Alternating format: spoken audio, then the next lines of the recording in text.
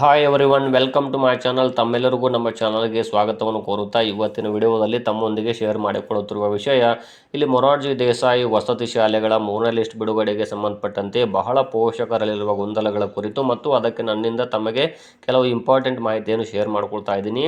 ಇಲ್ಲಿ ನಾನು ಈಗಾಗಲೇ ಹಿಂದಿನ ವಿಡಿಯೋದಲ್ಲಿ ತಿಳಿಸಿರುತ್ತೇನೆ, ಮೊರಾರ್ಜಿ ವಸತಿ ಶಾಲೆ 6ನೇ ತರಗತಿ ಪ್ರವೇಶ 3ನೇ ಲಿಸ್ಟ್ ಬಿಡುಗಡೆ ಆಗುತ್ತೆ ಇಲ್ವಾ ಅಂತ. ಆದರೂ ಕೆಲವು ಪೋಷಕರು ನನಗೆ ಕಾಮೆಂಟ್ಗಳಲ್ಲಿ ತಿಳಿಸ್ತಾ ಇದ್ರಿ. ಅದಕ್ಕೆ ಸಂಬಂಧಪಟ್ಟಂತೆ ನಾನು ಇವತ್ತಿನ ವಿಡಿಯೋದಲ್ಲಿ ತಮಗೆ ಸಂಪೂರ್ಣ ಮಾಹಿತಿ ನೀಡ್ತೀನಿ. ಮತ್ತು ನಮ್ಮ ಚಾನಲನ್ನು ಮೊದಲ ಬಾರಿ ನೋಡ್ತಾ ಇರೋರು ನಮ್ಮ ಚಾನಲ್ ಸಬ್ಸ್ಕ್ರೈಬ್ ಆಗಿ ಹಾಗೂ ಬೆಲ್ ಐಕನ್ ಕೂಡ ಪ್ರೆಸ್ ಮಾಡಿ ಅಂತ ಹೇಳ್ತಾ, ಇಲ್ಲಿ ನಾನು ಇನ್ನೊಮ್ಮೆ ಹೇಳ್ತಾ ಇದ್ದೀನಿ, ಖಂಡಿತವಾಗಿಯೂ 3ನೇ ಲಿಸ್ಟ್ ಬಿಡುಗಡೆ ಆಗುತ್ತದೆ. ಏಕೆಂದರೆ ಇಲ್ಲಿ ಬಹಳಷ್ಟು ಪೋಷಕರು ಮೊರಾರ್ಜಿ ಪರೀಕ್ಷೆ ಬರೆಸಿರುತ್ತಾರೆ, ಆದರೆ ತಮ್ಮ ಮಕ್ಕಳು ಸೆಲೆಕ್ಟ್ ಆಗಿದ್ದರೂ ಕೂಡ ಕಳಿಸುವುದಿಲ್ಲ.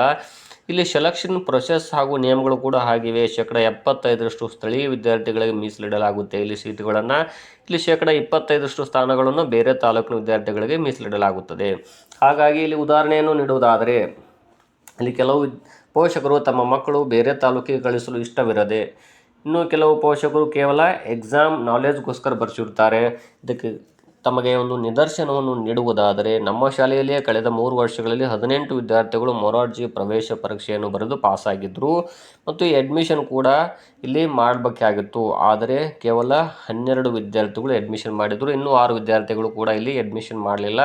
ಕಾರಣ ಅವರಿಗೆ ಬೇರೆ ತಾಲೂಕಿನಲ್ಲಿ ಅಡ್ಮಿಷನ್ ಮಾಡೋದು ಅಂದರೆ ದೂರ ಆಗುತ್ತೆ ಶಾಲೆ ಅನ್ನುವ ಕಾರಣ ನೀಡಿ ಅವರು ಅಡ್ಮಿಷನ್ ನಿರಾಕರಿಸಿದರು. ಹೀಗಾಗಿ ಅವರ ಜಾಗದಲ್ಲಿ ಅವರ ಮೆರಿಟ್ ಹಾಗೂ ಮೀಸಲಾತಿ ಮತ್ತು ಇಲ್ಲಿ ಶಾಲಾವಾರು ಆದ್ಯತೆಯ ಅನುಸಾರ ಬೇರೆ ವಿದ್ಯಾರ್ಥಿಗಳನ್ನು ಇಲ್ಲಿ ಆಯ್ಕೆ ಮಾಡಲಾಗಿತ್ತು. ಅದರೊಂದಿಗೆ ಇನ್ನೊಂದಿಷ್ಟು ನಿದರ್ಶನಗಳನ್ನು ನಾನು ತಮಗೆ ನೀಡುವುದಾದರೆ, ಇಲ್ಲಿ ಒಂದು ಜಿಲ್ಲೆಯ ಮೊದಲನೇ ಲಿಸ್ಟ್ ನೋಡೋಣ. ಇದು 2025-26ನೇ ಸಾಲಿನ ಇದು ಮೊರಾರ್ಜಿ ವಸತಿ ಶಾಲೆಗಳ ಇಲ್ಲಿ ಲಿಸ್ಟ್ ಆಗಿರುತ್ತೆ. ತಾವು ಕೂಡ ನೋಡ್ಬೋದು. ಇಲ್ಲಿ ಮೊದಲ ಲಿಸ್ಟ್ನಲ್ಲಿ ಇದು ಹಿಂದುಳಿದ ವರ್ಗಗಳ ವಸತಿ ಶಾಲೆಗೆ ಸಂಬಂಧಪಟ್ಟದ್ದು. ಇದು 40 ವಿದ್ಯಾರ್ಥಿಗಳ ಆಯ್ಕೆಯ ಪಟ್ಟಿ ಪ್ರಕಟವಾಗಿತ್ತು. ಇನ್ನು 2ನೇ ಲಿಸ್ಟಿಗೆ ಸಂಬಂಧಪಟ್ಟ ಹಾಗೆ 4 ವಿದ್ಯಾರ್ಥಿಗಳ ಲಿಸ್ಟ್ ಪ್ರಕಟಗೊಂಡಿತ್ತು. ಅಂದರೆ ತಾವು ಕೂಡ ಇಲ್ಲಿ ನೋಡ್ಬೋದು, ಅಂದರೆ 36 ವಿದ್ಯಾರ್ಥಿಗಳು ಅಡ್ಮಿಷನ್ ಮಾಡಿದರು. ಮತ್ತೊಂದು ಉದಾಹರಣೆ ನೀಡುವುದಾದರೆ, ಇಲ್ಲಿ ಸಾಮಾನ್ಯ ವರ್ಗದ ವಸತಿ ಶಾಲೆ ಮೊದಲ ರೌಂಡ್ನಲ್ಲಿ 44 ವಿದ್ಯಾರ್ಥಿಗಳ ಹೆಸರಿತ್ತು.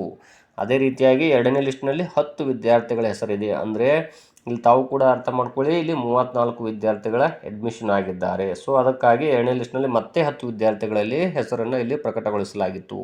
ಅದೇ ರೀತಿಯಾಗಿ ಇಲ್ಲಿ ಪರಿಶಿಷ್ಟ ಜಾತಿ ವಸತಿ ಶಾಲೆಯಲ್ಲಿ ಕೂಡ 35 ವಿದ್ಯಾರ್ಥಿಗಳ ಮೊದಲ ಲಿಸ್ಟ್ನಲ್ಲಿದ್ದರು. ಮತ್ತೆ 2ನೇ ಲಿಸ್ಟ್ನಲ್ಲಿ 4 ವಿದ್ಯಾರ್ಥಿಗಳಿದ್ದರು.